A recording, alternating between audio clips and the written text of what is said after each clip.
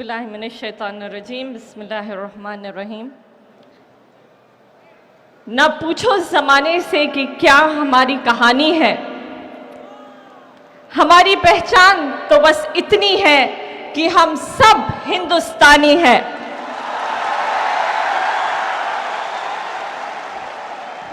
Stage पे बैठे तमाम खुसूसी मेहमान, तमाम जिम्मेदारान और मेरे सामने बैठे हुए तमाम हक परस्त लोग और बड़ी कुर्बानियों के साथ बैठी हुई मेरे मोहतरम माएँ बहनें, अस्सलामु अलैकुम व रहमतुल्लाहि व बरकातहू।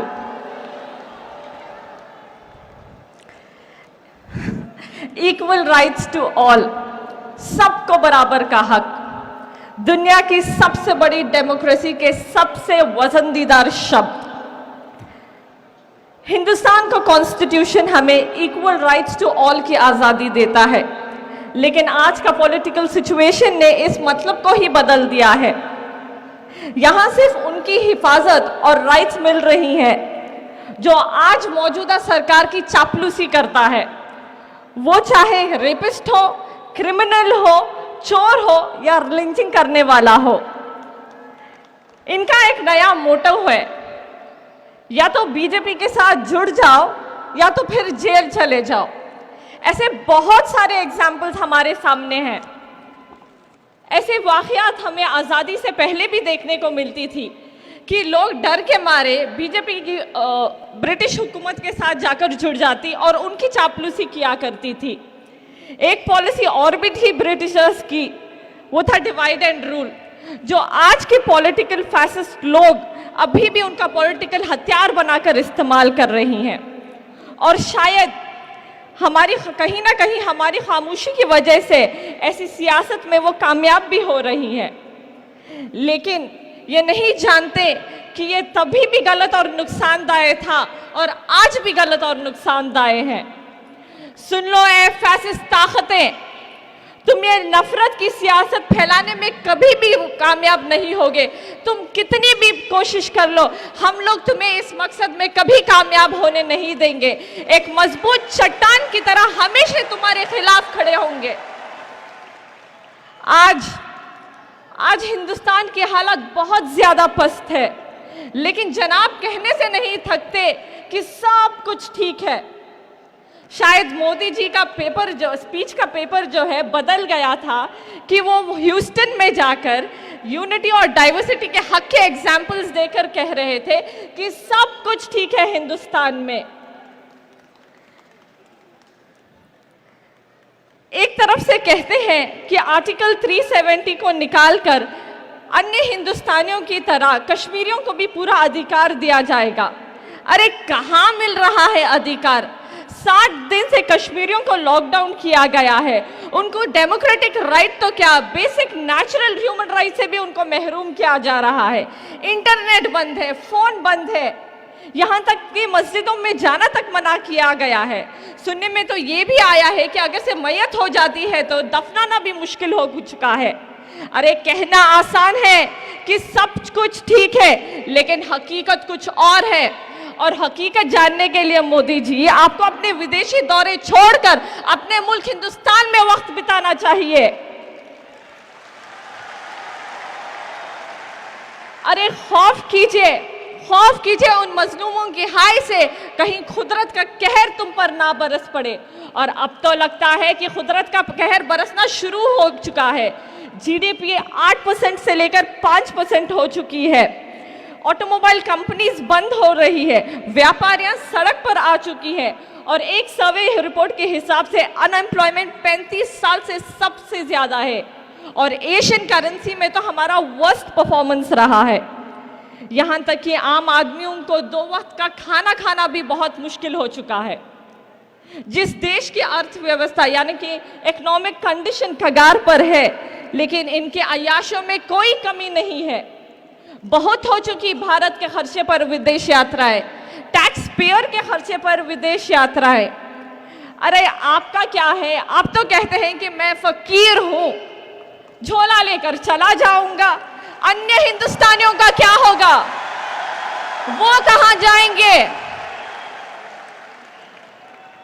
एक वक्त था एक वक्त था जब हम डरते थे बेईमानों से, जालिमों से, गद्दारों से।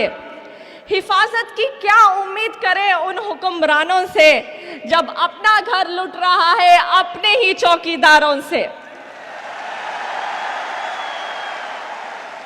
ये लोग डेवलपमेंट की बात करने की बजाय जो वक्त की सख्त ज़रूरत है, बजाय उसके ये आरटीआई, एनआरसी, ट्रिपल तलाक बिल, आर्टिकल 370, एंटी कन्वर्जन और एनआईए चेंजेस जैसे ड्रकोनियन लॉज इंप्लीमेंट करने में लगी हैं। ये बहुत बड़ी तबाही के आसार है। मैं हमारी हिंदुस्तान की आवाम से कहना चाहती हूँ कि अपनी आंखें खोले और इस पस मंजर से बाहर निकले। वक्त आए तो हालात के साथ लड़ना भी सीखे। बदल जाओ वक्त के साथ या फिर वक्त बदलना सीखो। बदल जाओ वक्त के साथ या फिर वक्त बदलना सीखो। मजबूरियों को मत कोसो, हर हाल में चलना सीखो। हिंदुस्तान बना है कश्मीर से लेकर कन्याकुमारी तक, गुजरात से लेकर अरुणाचल तक, हिंदी से लेकर मलयालम तक और गुजराती से लेकर बंगाली तक। ये हिंद की खासियत है कि ये जुड़ा हुआ है। ये गंगा जमुना की तहजीब है, इसे तोड़ने की कोशिश मत करो। सारी दुनिया पर नजर घुमा के देख लो। यूनिटी और डाइवर्सिटी में यूनिटी की इससे बेहतरीन मिसाल तुम्हें कहीं नहीं मिलेगी। सिर्फ अपने पॉलिटिकल फायदे के लिए एक दूसरे को दुश्मन मत बनाओ। हिंदुस्तानियों जाग जाओ, अब तो जाग जाओ। जिंदा दिल है वो लोग जो बेखौफ होकर हक के लिए आवाज उठाते हैं। जो लोग चोर है, करप्ट है, जेल जाने की डर से बीजेपी में जाकर जुड़ जाते हैं। याद रहते हैं वो लोग जो मरकर भी अपनी छाप छोड़ जाते हैं, जैसे कि टिप्पू, गौरी और करकरे। बेइज्जत है वो लोग जो जिंदा रहकर भी जिल्लत में मिल जाते हैं। मैं ऐसे लोगों का नाम लेना भी गवारा नहीं समझती।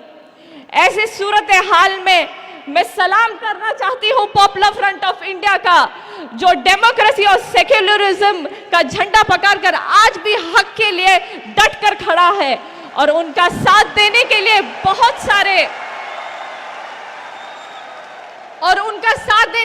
बहुत सारे हक परस्त लोग और ऑर्गेनाइजेशन इस स्टेज पर भी मौजूद है। हिंदुस्तान वीर योद्धा की टोली के नाम से जाना जाता था, टिप्पू सुल्तान, भगत सिंह, झांसी की रानी। लेकिन हिंदुस्तान आज भगोड़े, रेपिस्ट, फैसिस्ट, लिंचिंग करने वालों के नाम से जाना जा रहा है। सोने की चिड़िया आज मजलूमों का पिंजरा बन रहा है। ऐसे बहुत से ड्रकोनियन लॉज उन्होंने हाल ही में लागू किए हैं। उनमें से एक है जिसे वो कहते हैं मुस्लिम वुमेन बिल। इस मुस्लिम वुमेन बिल के तहत उन्होंने ट्रिपल तलाक बिल को लागू कर दिया।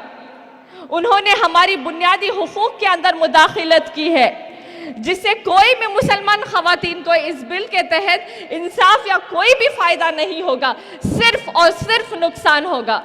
अरे मैं पूछना चाहती हूँ ये हुकूमत से, अगर से वाकई में आपको हमारे मुसलमान खवातीन के हुकूक, उनके हक, उनके डेवलपमेंट के बारे में सोचना है, आइए ना, ऐसे बहुत सारे मसले हैं जिसको तवज्जो देना बहुत ज़्यादा ज़रूरी है, जैसे कि एजुकेशन, अनएम्प्लॉयमेंट, रेप केसेस जो औरतों और बच्चों पर लगातार बढ़ रही है। इन तमाम चीज़ों के ऊपर तवज्जो दे। लेकिन हमारे मुल्क में तो उल्टा ही हो रहा है। रेपिस्ट को इज्जत दी जाती है, यहाँ तक कि उनके हक में नारे तक लगाए जाते हैं।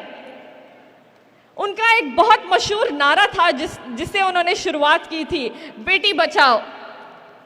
सुना था आप लोगों ने?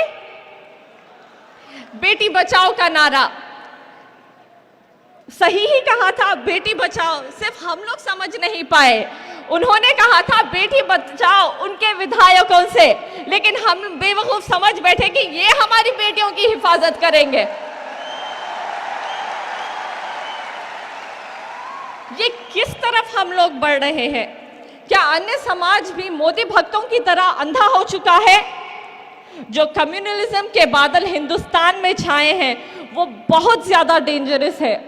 अगर हम इस हालात में सही और गलत, हक और नाहक को नहीं पहचानेंगे तो आज जो मौजूदा हालात ख़राब हैं, आने वाले दिनों में वो हालात बहुत ख़तरनाक बनने वाले हैं। सिर्फ सोचने और पहचानने से काम नहीं चलेगा। हमें हिंदुस्तान की कॉन्स्टिट्यूशन ने ये आज़ादी दी है और ये हक दिया है कि हमारे डेमोक्रेटिक तरीक़े से एकजुट होकर इसके ख़िलाफ़ आवाज़ उठाए।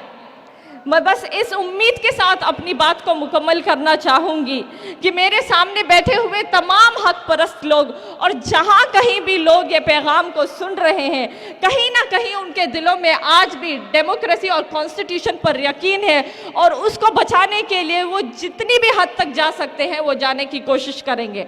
और जो लोग और पॉपुलर फ्रंट ऑफ इंडिया जैसे तंजीमें जो हक को हक बोलने का दम रखती है, उनके साथ हम लोग हमेशा खड़े होंगे। नेशनल वुमेन्स फ्रंट और उन जैसी बहुत सारी तंजीमें हैं जो उनका साथ देगी, क्योंकि हम लोग यहाँ मौजूद हैं हालात बदलने, और मरते दम तक हम लोग ये कोशिश करेंगे कि हमारे हालातों में तब्दीली आए। ये तो आती जाती हुकूमतें हैं, इन लोगों से क्या डरना, बस दिल में यकीन और जज्बा होना चाहिए। हम लोग हर मुश्किल को पार कर जाएंगे। बस एक आखिरी बात कहना चाहूंगी, शाखों से टूट जाए वो पत्ते नहीं है हम, शाखों से टूट जाए वो पत्ते नहीं है हम, आंधी से कोई कह दे कि औकात में रहे। इसी के साथ अस्सलामु अलैकुम व रहमतुल्लाहि व बरकातहू।